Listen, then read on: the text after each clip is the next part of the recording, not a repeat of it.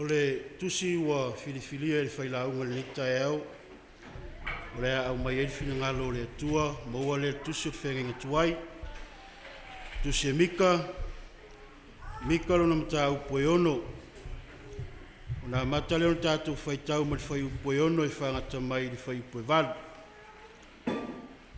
Tusi e mika, mika lo na mata upoe ono. O na mata leo tātou whaitau ma le whai upoe ono e whangata mai le whai upoe valu. Le i tū lau e valu fitu lima, mau ali tātou tusi whaitau. Mau alau tusi e apea se alanga sa wa mene, ta au fi mai lau tusi alau saunia talo, mo le whaitauina o le awhionga pa ia le atua. Le atua e lo mātou tamae i le langi, wa e awhio i le me sili o na pa ia, a wa e sila mai le nei aso, le aso na e whatuina, o le aso na e au mai e mātou te tāpua i atua i lau awhio. O lea ua mātou te talaina ai o lau awhionga pa ia ua tustusia i la mātou ngangana. O lea mātou whaitau ai li nei sāpati. O le mātou talo sangaina leo le nganga pa ia e whio mai. Ina ia tai tolu ina ma la mātou whaitau. Ina ia mātou whaitau ma le manino mo mātou iloa. E tā ua o mātou tangata i lau awhio. Whapa ia ma whamanuia i lau awhionga pa ia. I lo suafa Iesu. Amen. O te alu atu mania i lumo Iova. O te ifo atu mania i le atua mawalunga. O te alu atu ea i ona luma mataulanga mu. Matamai povi e tasi lo lātou tausanga.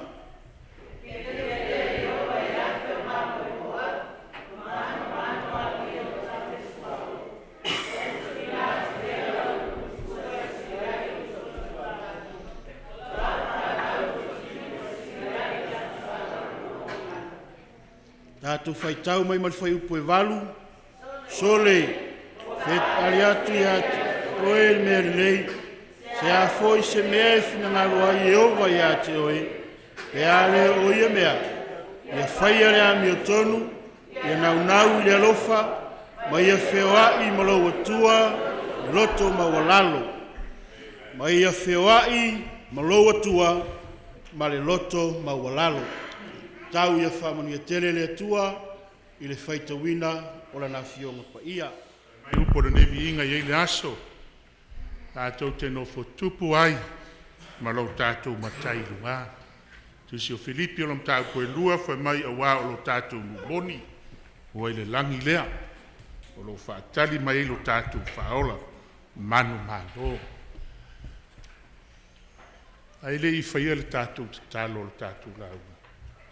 E mua lava o no toe whawhelo i atu. E le ngata o le whamata i fia o le mtanga nuenga Northwest. Mai lava i Oregon, Washington, ma Alaska nei. E le ngata i lea i le nganga fia toe whawhelo i atu ai wa ia. Ai maise o le ainga i whapitoa o uso o tua whawhine. E whapitoa i le whawhengainga i a pasa maalona savea. Whawhtailo o tau su mai. Whawhtailo o tau tala au mai. O tau si i le whale o asomua le maua. Ono o tau waai le au na le atua. O le sa tu i le nei tu o le nganuenga le atua. Pa maalo le whawhtaiatu e maise o a inga. Whapitoa i nei a inga tina i a Frida. I a whamalo atu i a ti o tau. O le fe au o le sapati le neu te mana e whamaruru atu. Pe a whai e lape, pe a whai e fo i pa o papa i lau whafonga anga. Ai maise o tau e fau o a inga i le nei sapati. O le fe au, o te kampeina i a le vala aua le atua i a pasta maalona, ma le upu le atua. Ino inisi teimi tātou te o mai na ana mori mau. To e fo i lea ai le iloa, po le ase mea lea tangata na whai mo le atua. O lea la ua uma nei le soifua, e le o le lotu, e le o le whaife au, e toi ola, ai o le atua o lo soifua e whaarau. Ona tāua le ilau whaafonga ni sapati. Le awala na tuua ai e pasa malona lo o tō ainga. Le awala na fili ai pasa malona e tū i le upu le atua. A perano u whala lolo a whaia pā o papa ilau whaafonga anga. Le o te le anu ese o te le launga ina se mori maua le kalisia sfitu sa mua tu tō tasi. O te launga ina, pa wale o le upu le atua. O mau uma foi o le tuspa ia, le la e tanga ia i lungo le screen, ai o te wha malama maina. Le anga na tusi a au le atua i lana au na lea. E le toi au ngafo ia pasa maalona le fe au o le nisa pati. A o lo susu mai mai tala au mai, o oe ma, e tā ua ia i le fina ngalo le atua. Ai sea, e le taimi tātou te oti ai. Ai le leile oti, a ua la fai o tātou wola, i a ao le atua. O le apuno mai o tu wau la o sauria le tātou te tano. Le atuae, e le ai seisi e tū, wha mauga i lumo laua fio. A wā o oe o le atua mauni e tō tasi. O oe o le atua matautia. A wa mātou whalata lata atu le atua i laua fio. Mātou wole i laua fio e ala i kale valio. A fio mai. Ina ia tātou whetaya i ala i laua fionga i le nei sapati. Le aiso mātou poto. Le aiso mātou malamalama le atua.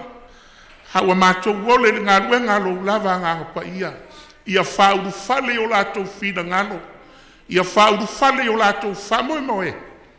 Le fe au malaua fionga na e wala au ai lau au na ia pasa maalona. E tū mo laua fio. Se ia o le aso e mā nawa i nā ianga ngā ruenga i a te oe. Ia whaamaru e ina le whaafonga anga a lau e kāne sia le ni sapati. I lo suafa Yesu wa mātou te talo ma mātou wala au atuai.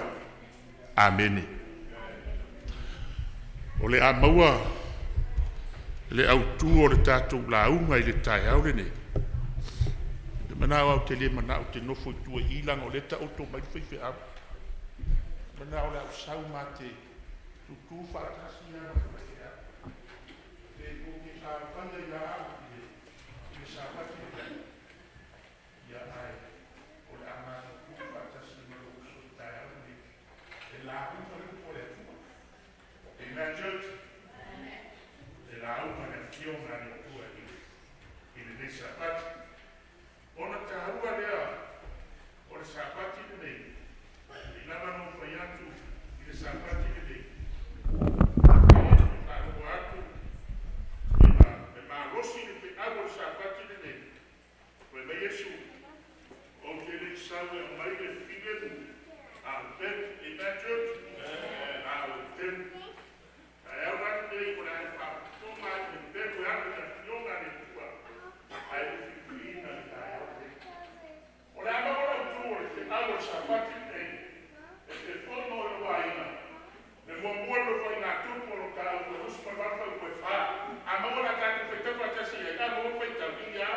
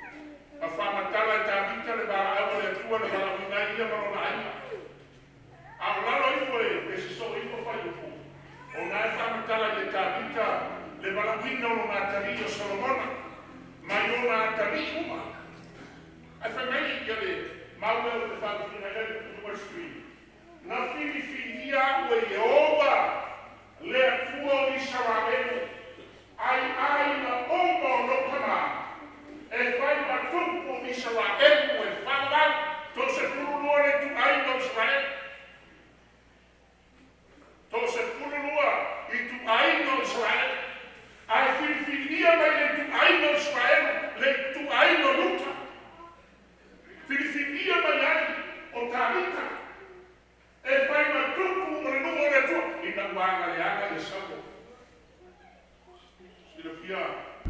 mana o le atua e fai se tupo. Ai na mana o le nuu o Israel e fai se lato tupo. Le anga o le taimile na church, sai lalo le nuu o le atua, i le fai ngā māloa le atua e taua o le friakosi. O le fai ngā māloa e pule le atua.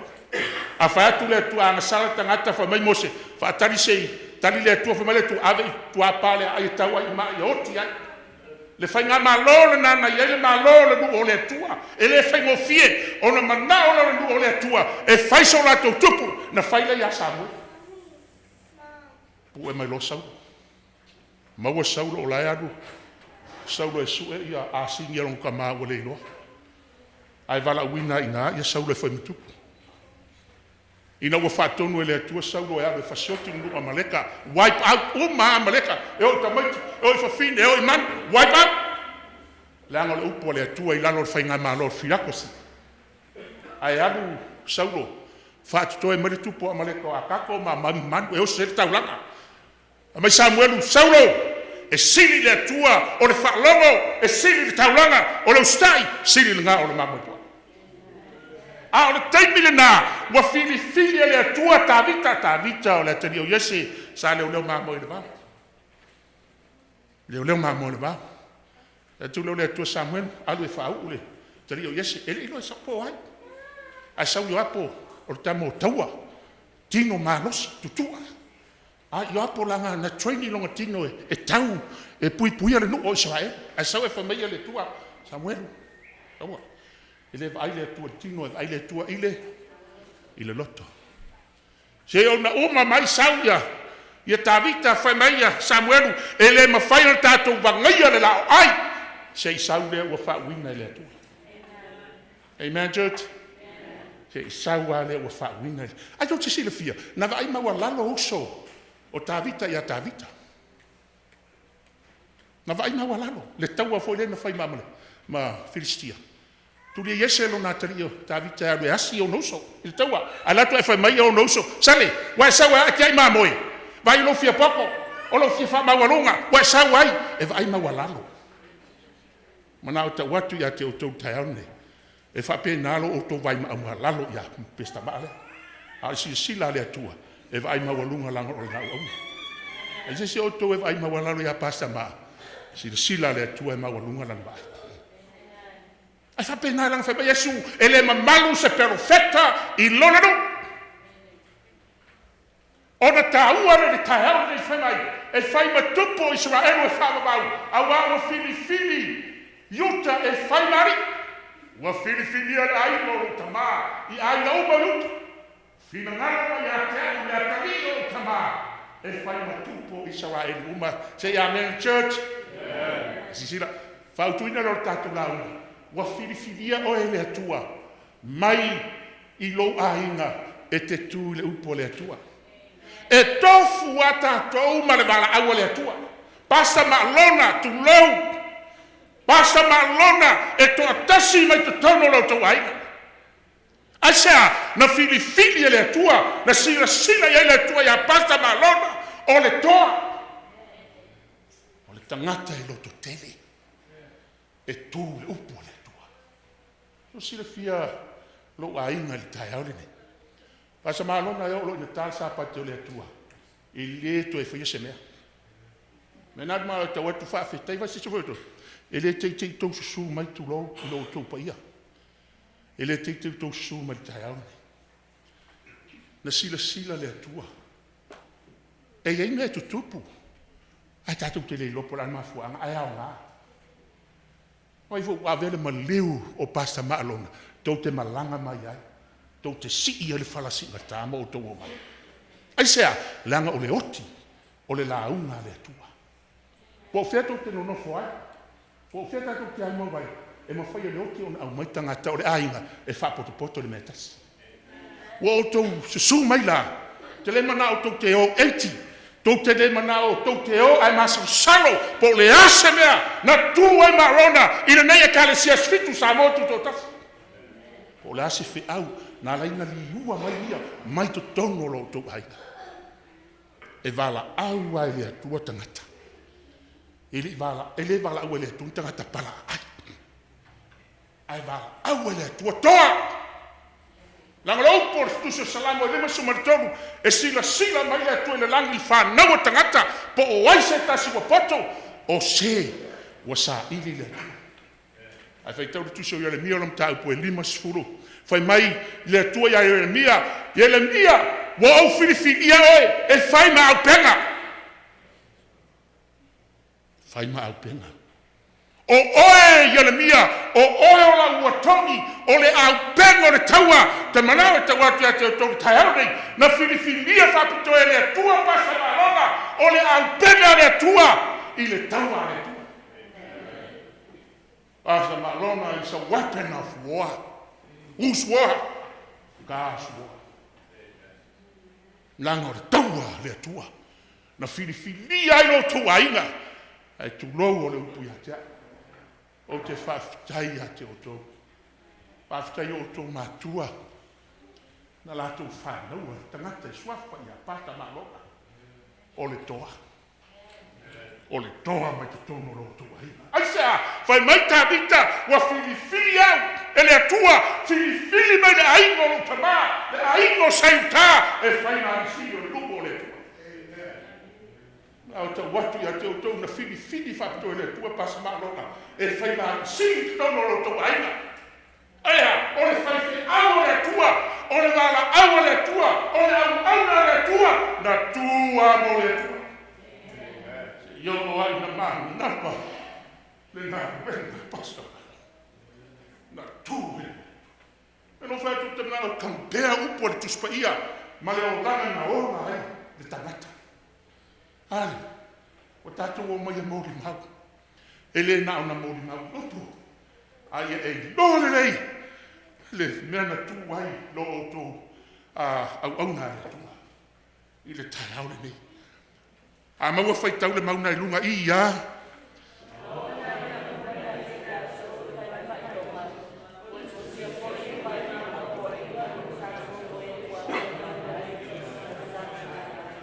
Yeah, listen. So, nā mea umaha ia te lātou.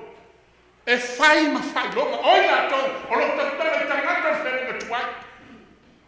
O lo tautala ia Mose, o lo tautala ia Plano, o lo tautala ia Popo, whangaunga Israel. Na o nā mea, e ana mea. E whai ma mori mau. E whai ma mori mau. Wa tūsia e whai ma Popo inga. Mō ai. Mō oe. Amen, church? Mo oe le alala mai. Mo oe le ola mai. E whai mā popo inga i e waudia mai. Tau sanga e nata. Tātou la sia tau sanga o soi whanga ni. Leo te mamau fio mai le ri. A o a fionga pe no whātu e tau pēre. Le whi au ia maalona. Ma upo le fionga. Langa o upu. E whai loa mai ai. Mā poa i mai ai. Ia te oe maa.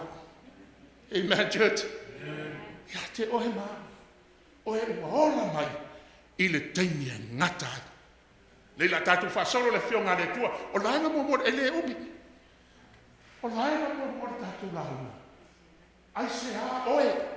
Why you? Ai se a oe.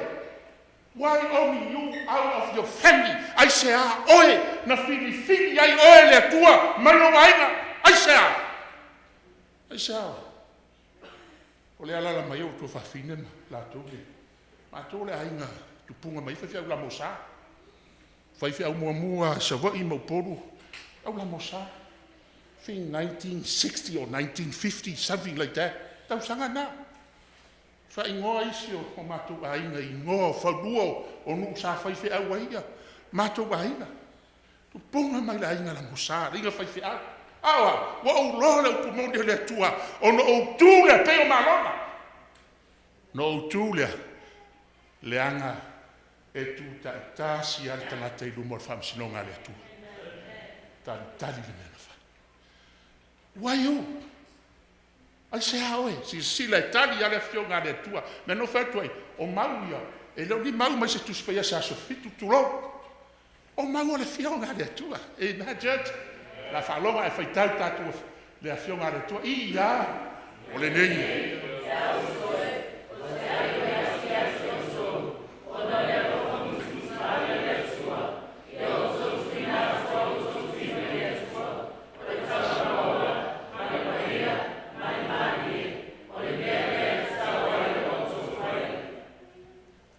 te fai tau la fai po lua ia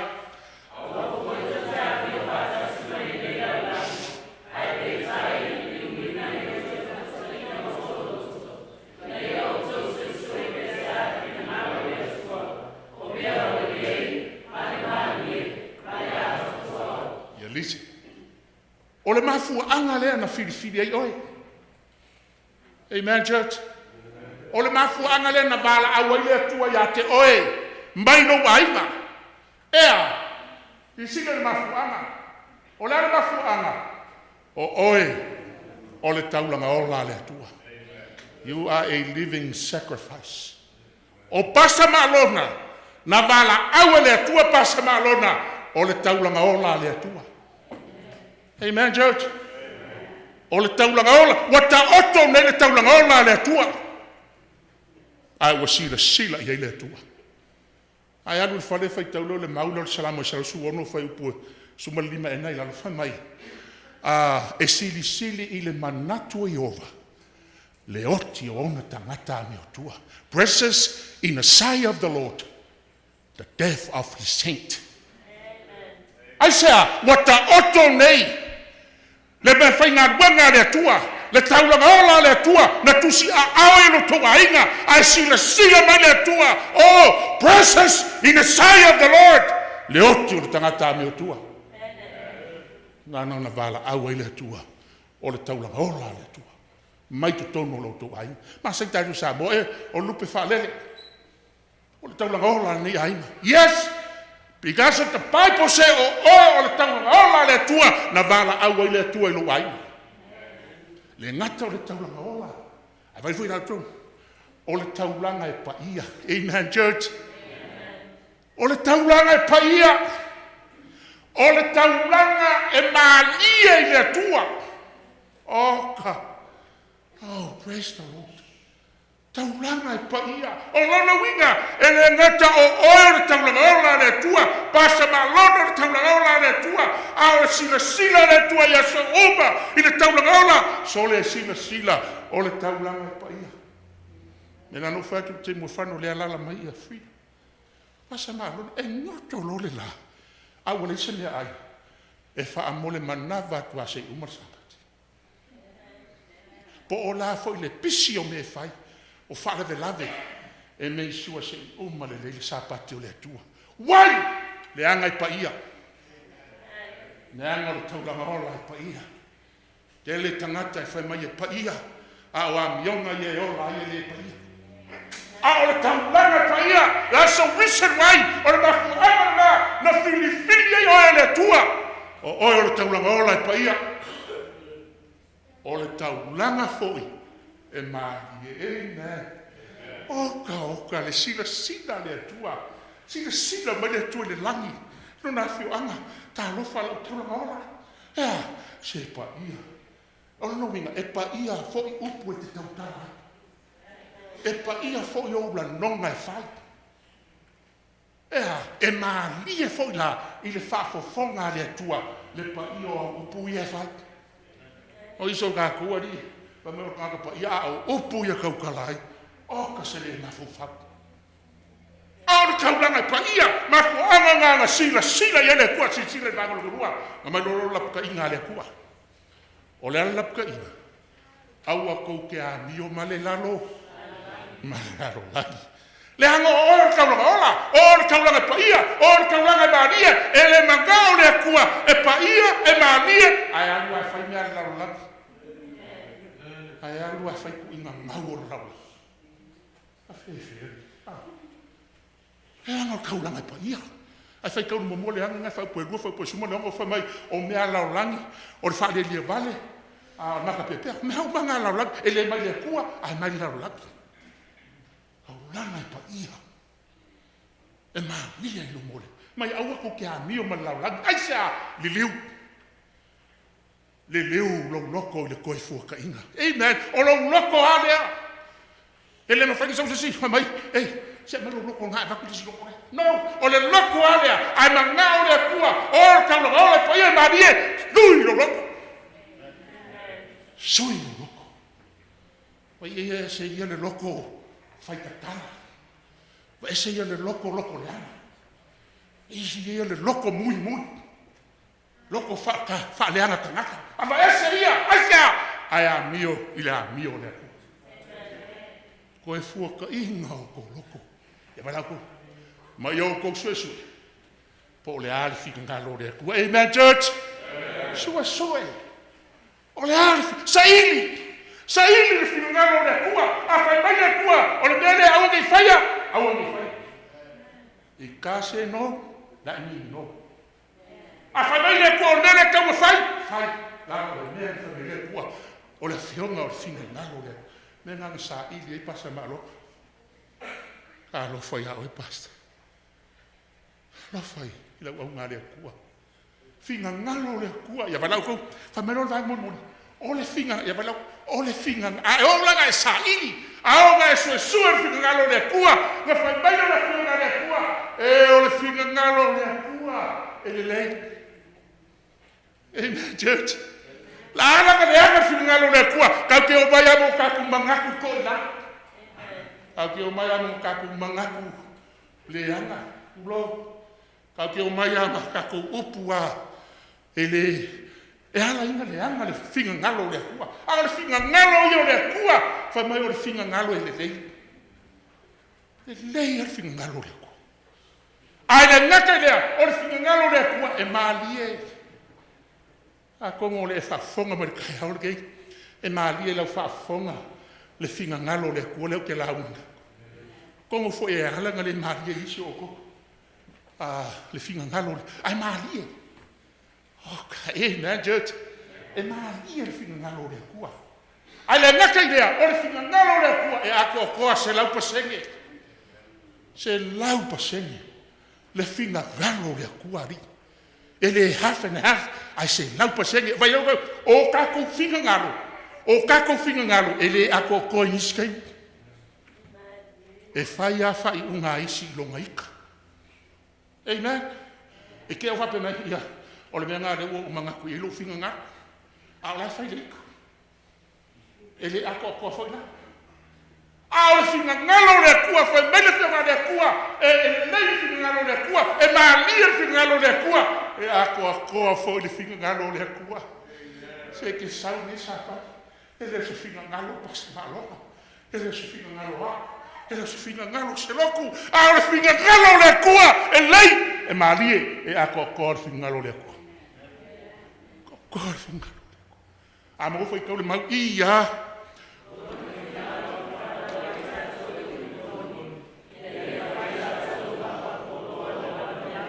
Yes, sila. Fai mai le mau. O longa finga ngalo.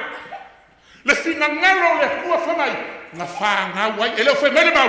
O longa finga ngalo. Ia e fa nga. Le ai fai mai le mau. O longa finga ngalo. Nga fa nga wai oe. O longa winga. O umanga e fa nga. Fa nga u le upomo. Ele o fai mai. O longa finga ngalo. Ia e fa nga u le kalisia suip sa moku kokasi.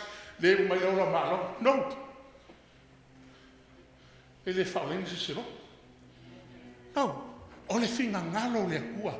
Fa nga welo po ia vala ko. Inga ia fai oi. Ma fa polo. Uso ia vai pecar minha first fruit. Fai oi ma fa polo. O me nga fai le kua. Amen, church. Se visita o po le finga ngalo le kua ya ke oi. Ai isi kangaka ai ko kele isi e fa inga elo kulo e fa inga elo le finga ngalo le ha le finga ngalo le ko ia vala ko finga ngalo le kua na fa nga wai o hele upumo o lo fa malo lo ma ni sa pa ki mo lo sa o le finga ngalo le kua e ke sau sei e wo uma e a ke sau sei ko ya o le upumo le kua le ga e fa nga wai amen, church. Amangi ko kemo Yesu a fena sa pa Yesu de koe whanga vai malanganga le whakusau malolo mingo ke se makua e se lau whaupunga Yesu la whawhengu koe ofi ngaka ngā roti ngā umo ma Yesu whangau i le vai malanga le ako le baptisong le whangau ngā i la leanga whangau la le kingo le kako ke whangau a le whangau le upu mongi le kua amen, church. Le la kako whasolo upu mongi le kua, yoanga sufa, fai upu e ongo, fai Yesu, pa ungele ana upu mongi ma le ola. Olongo ina, Jesus is the truth. Amen, church? Jesus is the truth. E kolu ha upu mongi kuspaia. The second upu mongi, yoanga sufiku, ye e whapa inga i lako ulawa fionga, o lawa fionga le upu mongi, the Bible is the truth. Amen. Isaia 5 sumaria fai upu e koru ima ma le fasu fai mai Yesu. Ari uka ia. E popoko kele o kou e fai kau kuspaia. Fai kau le maunga. Popoko ia o kou kuka iuka ia. E kau loko kuspaia. Ako kei lole mea iau. Ai le mawhawhai o kou. O ngō mai akia. O au o Yesu. Kou ke mau ai leo lai whaanga. Ai whauko. O le popoko ia o iso kākou. E whai aku loa. Sauro runga le afu i le kanikongunga o langa loko. Ke ia wai ka fia fuso. Usai ele i hoki le loko mo oe. E hoki a oe. Ia whauko. E koe pe pelo ai oe. E faulo whau. E apas. E pue pe pelo ai oe. Nga e whangau ko kasi. E ke hoki ko kasi fo. E le whape ke hoki lopunga kulo fai whiau. Ka o. Le ke hoki ko kasi. O le upu mongi na le kua. E ke ku ko kasi ai. Yeso le upu mongi. Ma le upu mongi lo mukonu. Sa labo se lau sui fa po se lau whanua. O le mea mongi fo. Lawa. Kula fo. The law is the truth. Le kula fongo. Ia vai funa ko. Ala langa leo kangaka. Wale au ngāre kula fongo le kua. That's dangerous. E vai foko, o kula fongo le kua, e whaaria le image o le kua. Nana o le kua e paia, o kula fongo le kua e paia. O le kua e mamar, o kula fongo le kua e mamar. O le kua e rofa, o kula fongo le kua o le rofa. E whaaria le kula fongo le kua, se kuru, le image o le kua, e whaamakawa le kula fongo le kua, o le kua lea, e te uama iai. Ai ala langa ka ngaka wale au ngā kula whongo le kua oi ka whewhe. Ia lale au ngā au la kula whongo le se ki e kako ni mara. A whaila wale au ngā longa winga o kanga whasuka ngaka. Ngai anu e ngofo ngofo le whale wa aisau whanga le pāhu le lo so kwara. Pa. A wale se kula whongo. A o kula whongo le kua wha mai a Yesu le makai o e ma vai le langa. Ma vai aku fo le langa. Ai le ma vai se loka. O la le loka. O le vaso le ti. Po o singa fasi mkai kusu. Oi, singa fasi mkai kusu o vaso le ti. Se ia ma vai me. O vai me. La se fio ma Yesu. Amen, church? Aur ku le upo moni ngā le kua. Ku la fonga se furu. E au fia. Le nga wha logo. Ia pasta ma logo. Nga wha logo le upo moni le kua. Nga kua ia. Po a upo makala ka ngaka nga whai ai. Ka lo fai pasa ma logo. Pasa, ko e makua kua koe vai. Ano koe haro e mana. O la lau me maua mai hai. Poko e koe vai. Nga valea mua. A ua poko i maua i ole fionga. Pasa ma logo. Aur ka ua nga. Pako fai le keke au mai o kou sa paki ne. Nga sina fia le paska ma logo. O longa kuma o le kua, e a ngāra le whea o ke whanongo ai, i le menga kua i pasa mā longa, a kongu ngā i le ngāra o le kua lo whina. E i lo le tā hua o le ngaka, koa ni ka ngaka, e whana fweko, ngō whamakala, a oki se si le mā lori ni, whika le mā lori, e o mai ia le fu o le mā lori, ni ka uwhi ai. E nā, e loa o ka ngaka na kau o le mā lori. Ai ara ka ngaka o le kua. E oki ka ngaka o le kua. Ai wha ofu le ane komu le kua. Amen, church. So wha ngā inga so solo le. Pae le ane komu le kua. Ka kou e lalo i e le ane. Ngā uwhi le ane komu le kua. Langa whameku so isaia. O la au kou ame komu e peo le mongongo le i o le maa. Sila mai o le kua. Wale sila mai o le aga. Wale sila mai ka sala. Wale sila ma kanga ka pio. Awa sila le pae o le ame kongo lo ngāro. E sa ui ai oe. Mo le langi ma le ola i whawaka. Te kaua ngā leo pumongi e le kua. Ngā kua ina ngā waunga. Asea, ia whai oe ma wha polo anga me ngā whai. Amen, church? Ia whai oe ma wha polo anga me ngā whai. A maua whai kau kusuki mo keo ia.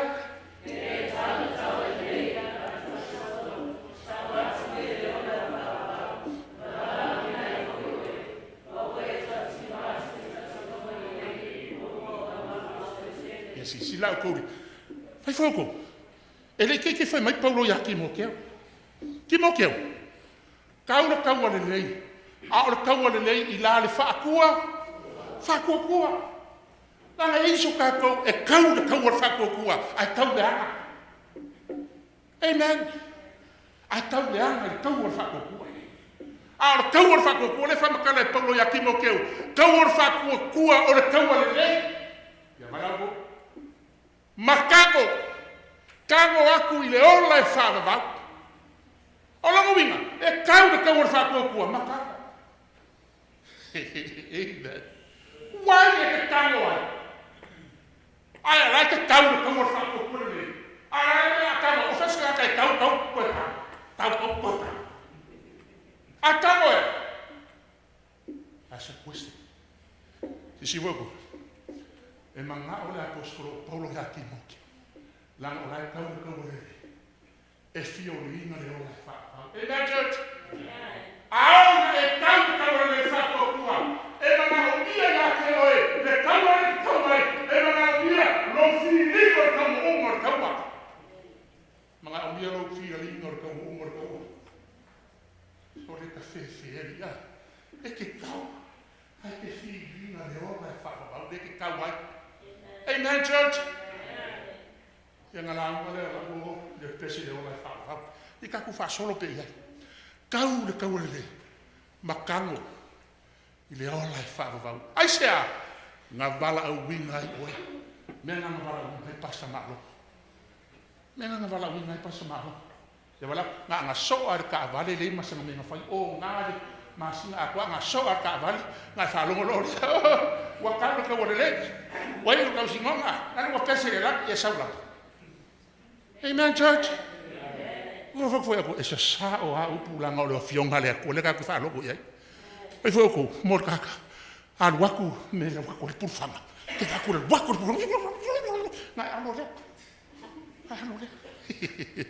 E ke alo la, al waku por fama le fionga. Na alo me fa pe le kuai. O a ule la vea I me le sa. E ka kalo le kua. Allora la qual fangare. Church, kau le lei. Le kau ngale nga kau le fife au le. Pasa ma longa. A ma fai kau I ya sole.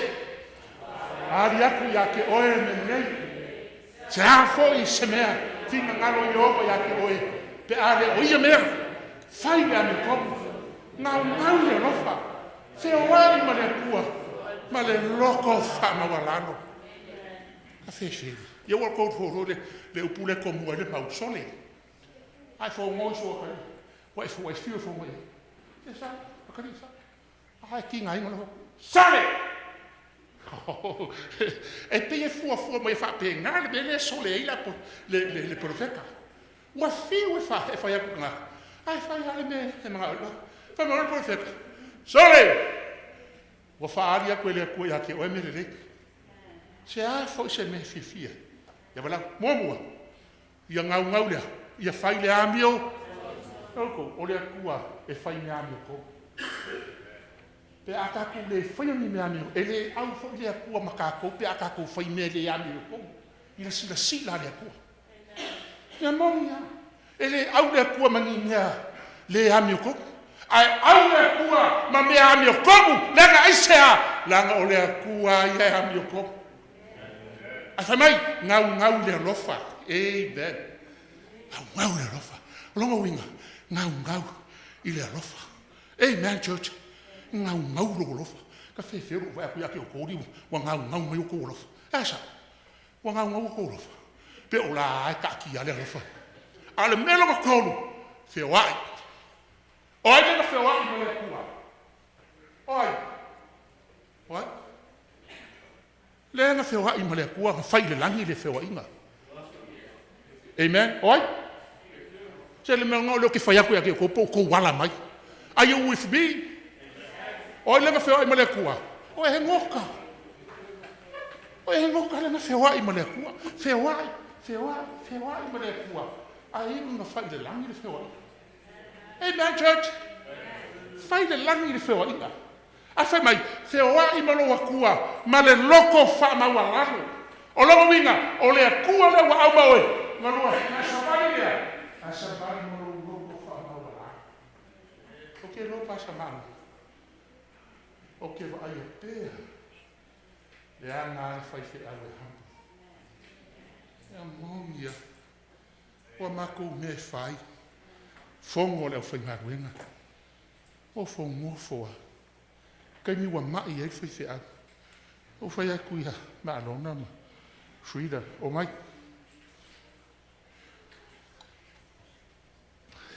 Lo iei wala au lea mai. Alaska. Ai ho ka. Ai ke wo. Wo vai aso e. Ai ke wo fai mai. Pasa. Wo uma na ka. Wa va ve fo nyaka. Wa. Fai mai le ku. Ma ke o Alaska. Ala ke va ai e leo. Feel good. Fa ku pasa. Ke le ma ke wo ai ku pomisi. O le ke wo mai. Ai ku aku le vai aso. Fai mai, pasa. A fai mai le kua ma ke o, ai koe wawawho. O la soi fua le kua, e pule le kua. Pe ma ke o abrane me kupu, e pule le kua, la ngore wala, aua le kua. O wakuro ia wa uma. Wa uma laso umangaku. Ai mai sau ia. Ele la sau ia ngau. Karufa ki ngangama. A fai mai pasa sole ese le mai o Alaska. Amen. Role le aku ua o le kaua i ngā ruenga le kua. Ar kaua le whewa i malua kua. Ma le loko whamolo. Pai maloko lua opo whakaku la unga. Pasa ma roa sabea. Ma fini e uskai. I o kumongi le kua. Ai sea. A maua whaikau ia.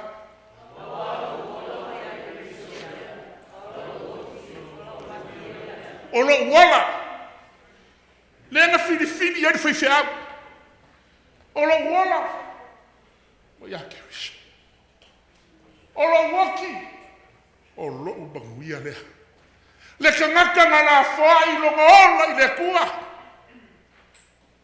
Ele koi popola i se mea. O afa fikau le kulai mai. Po lo wa inga po aia kulai mai fa fikau li. Le ano le ola wa fini. E la foa i le kua. Nga oki le. Ai fai mai la fionga le kua. O le manguia. Amu ia pasa na longa. Oki o le manguia. Au ai le aise. Kako e ola mo ia lava. E le oki foi se kasi mo ia lava. E le ase se kako e ngofo markai. Au nga hape mai pasa. Wa oki a uia mo. No. Ele ia se o ko fioki ni kai e sa. Ia la fioki e uma mena fa. Asi a kur fai au ko inga lai fa le mai. Al ko inga ile ia foi se me al lok. Ele ia foi se me al lok.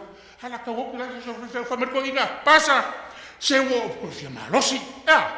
So wa me fa na na. Ala na malosi ne ia mo se foi se me mo le. E man church. E mo so oki. E mo so va ve oki. E me feo kua e kera kulo, a oki e whaino, oki. Ai tau kua ngama oe, e le i kuper ki ai me whaino. Ia nga oki malama lama, ala kua ne oki malama lama, e le i se kupe whai e le oki. A o le oki, whai mai o le manguia. E le se si e ola, mo ia lama, le se si e whai lai whapalanga le whiunga le kua. A mo whai kau ia, a whai ka te ola, ka te ola. A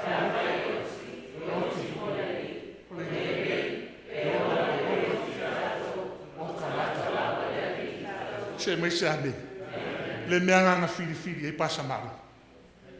Ngai lohe pasa malonga. A fai e ola e fai e finga ngalo leri. A fai e oki le ua oki ngei. Ua oki fo i moleri. Amen, church. Oki mo le ri. A whai ola mo le ri. Oki mo le ri. Ola, oki. Ka ngaka lava o le ri I kako. E se lo, o kako o mai nei. Ora ka ngaka o le ri, ka ngaka ni. Le whai whi au ke. Ka ngaka o le ri. Langa ia whai o whina ngalo o le ri. Ia lese ka kwa sol peka whamara maa kiri a lea. O le whi au na whiri. Mausi ka ia I pasta maa longa sabe. Ape a mai se amenga mo pasta. E se le au le lei o ka maa loa. Au le lei ia. Pe o sau pasa maa longa wa ai mai. Ia o nge o ngange o whira. Ke au le lei. O sui e fo au le lei fo I whai. Amen. Langa ka, vai fo. O ka ngaka o lea. E usi ka le afio, le upumongi le kua. E au le lei. E maungi a. A o isi o kako. Mira, pamele mira e o makaai. Pasa maa longa. Fili e usi kai le kua. La kako o la le fili ngā ba. La kako o mai foi pengo fam. O le fe au. E le mo maa longa mo kako. Ko fa longa lo le fe au. Ngā lainga I di kaka. Pasta maa longa. E ku mo le kua. Vai foi ngā wha ngalo le fai fe au longa ainga. Ngā wha ngalo le fai fe au onga kangaka. Ai ngā kua le upo le kua. Ai se a whai mai Yesu. O se siri lo ngalo fo ka mamalo ki ngā I kiki ya kia. E le au ngā. Mea nganga ma fau ma kua le fai fe au lea. I le upo le kua. La kako ola le fe au. Vai fo le whalinga le sufa wha ongor kako kaimi. O le la umar kako lau. Ongor kako kaimi. Ai ke ano mai fai kau le fe au a angelo. Le fe au le ngala au. Mai pasa malo. Ke mga kua o fai aku I. Pasa Tony, pasa Wasele. Ma pasa malo. La fai kako bisionga. La kofu ar fai fe au malanga maka upu ma kuso whaliga. O la pas malo. O la unganga maka upu ia. Ia. So le stari lo ka malo. Ai sau. So le makua malo malama le fe au. Amen. Fai mai Yesu. Le kua. Wa enga ngame I popoko. Ai whaalia I kamavale. Whaalia I kamavale. E whaalia le kua ia ke oe le whina ngalo le kua. Ka ngaka poko lai kumu o le whare pui. Ia vai lau ko whaalia su whawhai upo e ongo. Ma le whiko. Le whea ulange le mua whamai. Ia o ko wifo I le nga whaia le langa. Ia o ko maka kau le kua maa waku ia ke ele vi inga. O mai le iku waso langa whamasingonga. Ma ia o ko wifo I le nga whaia le langa. Le sami pungo vai. Le whangua ma pungo vai. O la le whea ulange. O le fe au la ngel mua. O le fe au le sapaki so fiko le kua ngakali e pasta maloma. Le fe au manga o le koe fa fo ka ngaka. Nena fa me o ko maka kau. Mai fo le na faia le langi. Ko manga o le koe fa fo ka ngaka. E I fo ko ua I le aso nga faia le kua. E le luangi aso nga faia le kua ka po I le kua. E kasi le aso nga sapaki le kua. Amen, church. Le fe au ngara angelu mua. E koe au mai oi, e I whokomua, I le aso ma whaia le kua, ma whapaia le kua, ma whamamuia le kua, ma whaasai le kua, le sāpaki o le kua. O lo mpamaru, lo umaila ni sāpaki. Wai mai o le kuso mareko, o le maasangi e Yesu, o le alo Yesu ngaku, le aso sāpaki. Amen, church. Le ngako le whi au le sāpaki aso fiku. Au le fe au le whaamasingonga le kua o whaia le. 1844. Ngā whio Yesu le me sisiringa pa ia le langa. Ma a maka lo whaamasingonga. Le wha me le mua le pekeru. Ka poe whawha poe sumo le ongo. O ngā pōngi. E a maka le whaamasingonga le aimo le kua. A maka mai a mose. A pila amo sawe le whaamasingonga. E o ma le whaamasingonga e wora. Dea kako ki e. A le whea unga le ainiru mua. Le whea unga. Ngā kū ai pasta maalonga. La ngai loa pasta maalonga. E le kū whina lo ia. E le kū la ngai kālesia I alpes lo ia. A e kū hanga o ia. Kū hanga o ia. E karikari o mea le lei. A kōra o mea. Kū hanga o ia. Le whea ulea. Le nga kū ai whai whea. Whea ua le ane lulungo lua. Wharinga su whawhau poe vadu. Whea ua le ane lulungo lua. Whafonga le lau whai kaua le mau. Ua pa'u paperongia le aitele. Ai se ua pa'u paperongia. Awa ia whaingu umai le waingo ko sawa na whaika. O langa whaikaanga. O paperongia. O le aka e sawa tu paperu. O le wha se ingo ngara. Le ngai ai le olo le nga whau paperu. Fio mai le kua le langi whaka paperu nganga. Ngā mai le ako pātelu ngā paparuia ngā. E whaamana la mai le paua le ekalesia ke le siango. Le ekalesia le whakua Yesu malonga usori ki a kōpas. Le i le ako o Efeso. I le whaarina e ua. Ma le ako o le ekalesia fiku. O le kara ana ngā le ekalesia ke le siango. Ma le teimi le whakua le Yesu malonga usori. Le ekalesia ngā ka o Catholic Church. Mother of all churches. Universal Church. O le ekalesia Catholic Church. Amen, church? E re wai maha wala mo ke sori. O loko. Kako ki kori o. Mara. Yeah. Because o loko o mai i kako. O loko po loko sango. Protest. Protest whawhia. Protest ina uofi mai a o ngā whapau le ekalesia. O ngā protest ai lea. A sa o le upu o le kike.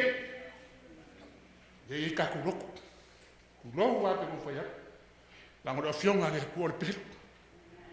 O sa foi o fa lo yo apa lo ni ma o fo ka ai pe ke le fa ni o be la o fa fi ka ye ni ma ka o ni ka ai vai o ka ya amen church ka o ai o ke fia pe ka la no wala wa ya keriso amen le okio le le fe au nga o pa perongia asia o fa aingu ngo oma ile wai o fa ka Kasi are kalesia kurau na Yesu.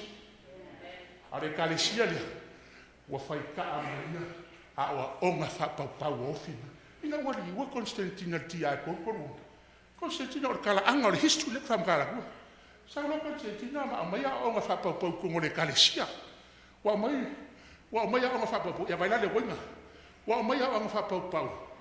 Le wenga cosa. Wa mai le a onga se or ka singo le sa. Oh, pasa. El día habla de fe, ya vos se ya no me. Wa mai ka singo las. Ai foi o que foi caule e saiam ka por musu malvar. Kasi ale aso sanga ka mai e ka wale kolong sapat ole aso sa. Dar fa sa mo sande. San la te aso la. Ka tua i lau langi lango o le aso o ngi maroka. Le kua whapaupa. Awa unga wofi me koko. Manga o koe whamalama ya ke oi. Lango le whi au ngā le woki ngi maroka. A ngā kua le ki ofa mai pa ia. Le ki ofa me kahita eo. Wa maari liu koa.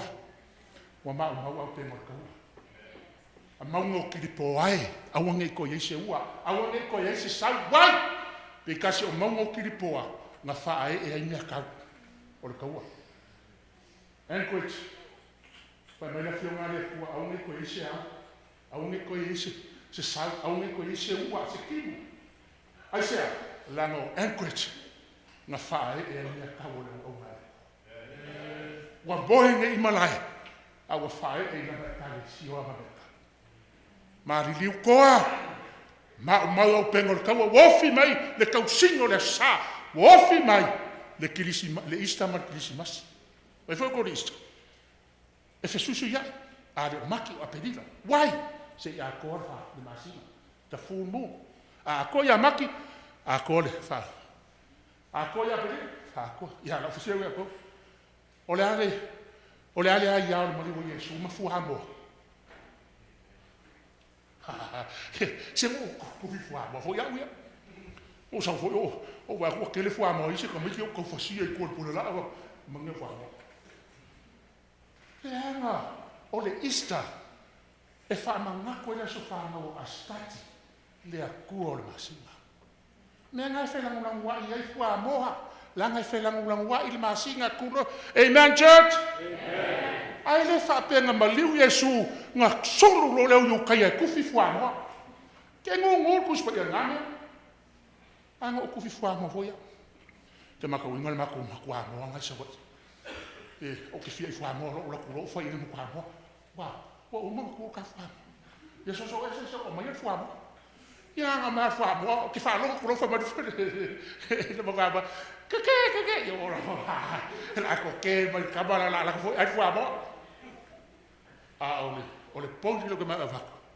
Ele isa wa ingol mo le Yesu mo fu amo. A o mea whapau.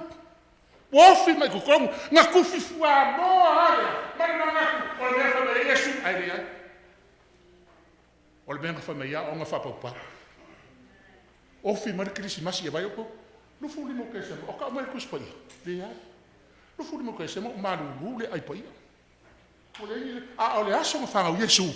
La ia ile o leo mamo ele vau. Amen, church. Ngā solo ali kusi ngā ingoa kāwika. La ingo kāwika. Ngā solo ka mawhanga. Ai ngungu ali kusi pa ia. Aore whi au ngā malama mai pasa mahalonga.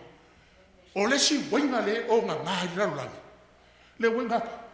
A oki wāwi whi. A oki wāwi whi. Ka whi iani. A whi i o le kua le soifu.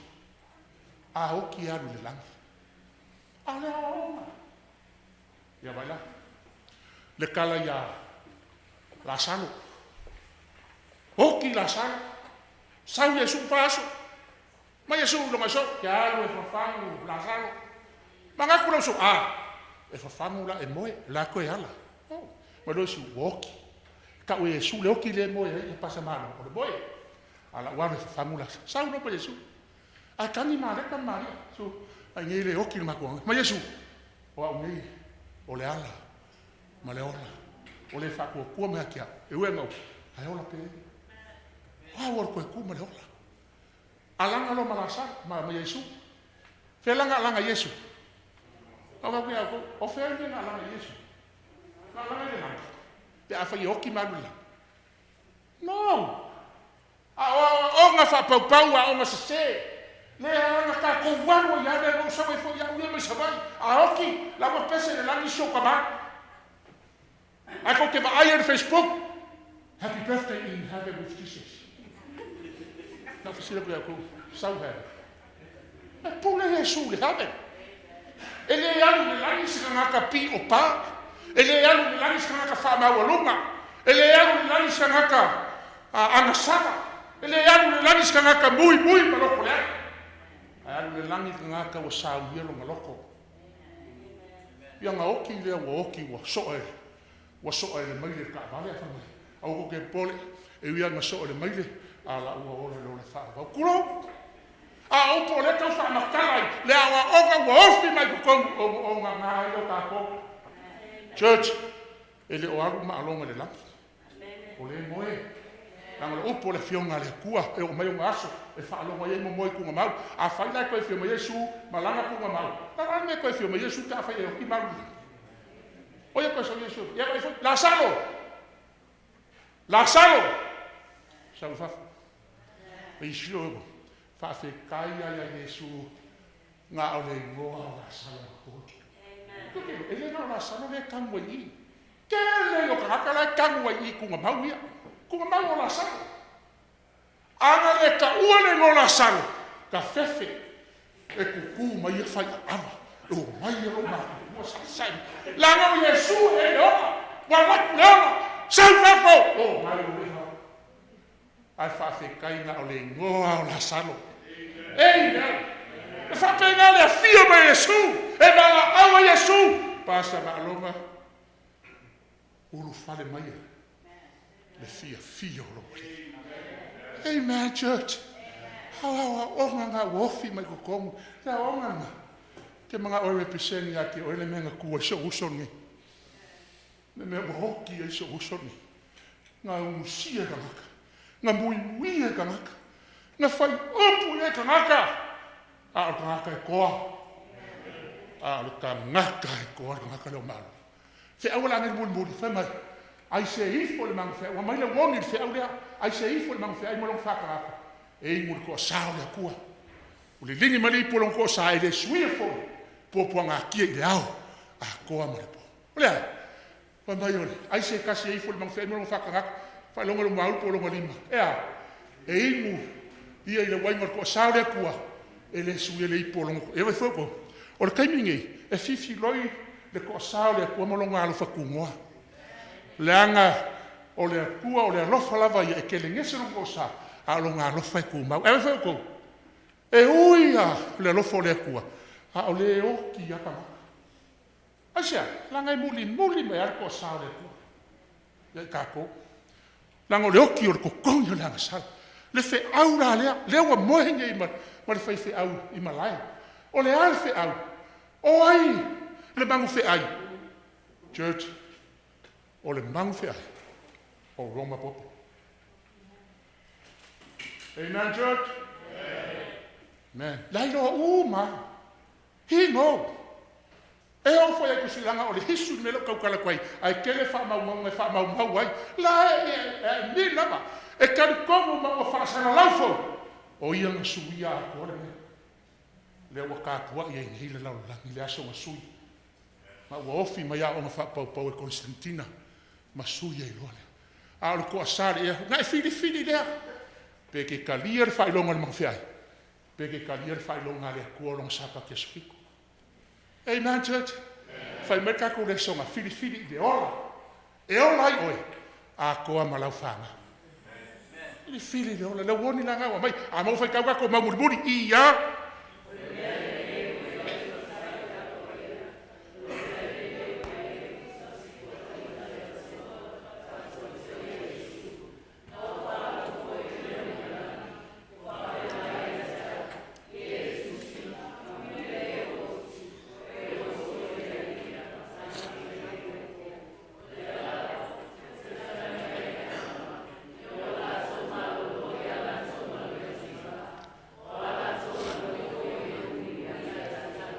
Se mai se ame. Na uma lor fe wa ngel koko. Ai mai lor fai upo sfuma le lua. Wai le fai upo sfuma le lua. Le anga le fai mo fi le fe wa ngel koko. E le fai mo fi le ka dia ka. E fai upu ye ka ngaka. E ki nga de ka ngaka. Nga mai lor o le fai upu lo lua Yesu. O le mela nge we le o mo sa. A le o mo sa yo. O le o mo sa yo. Ele so mo sai o se loku. O le o mo sai o le paia, a le o mo sai o le paia. E ia fuala au. E ko file mo le o mo sai o le paia. Mua. O mo sai o le paia. O le fa kua ia Yesu. Ma o mo sai. Ma kausi polo inga le ku. Amen. Ia vai ko le mamulburi. Amu ia e woki. O e woki o ileli. E a maka I nge yonga o nga po. E leo fai mele mau. A mu ia e woki. O e woki o lehi. E a maka mai a I ngā o nga po. Rongo winga o nga po. Ma saua I erfe au ke miongoa. Le ai a o le mau. Fa mai Yesu. E a maka I nge. Kai minge. I nge o nga po. O a nga po. O nga po. Nga saua erfe au angero koko. O nga po nga kalia le whawangi. Le la woki ngai ia. O moi ngai malai mo pasta mama. Ai wha amu ia ia. Lesu. Amu ia o e pasta malonga. Amu ia o e woki o le li. Ai sea. Langa nga e kalia whawangi le koko. E le whai ngofie. A le whai mai laloi. Wa malo loi ngā ruenga ki ngā. E le whai ngofie. Ngā ruenga ki ngā. Ai whai mai. O ngā ruenga foi. Ea. E muli mai a ke ila ua fili o ele kua mai loa inga. Kule upumongi ele kua o Yesu. Amen.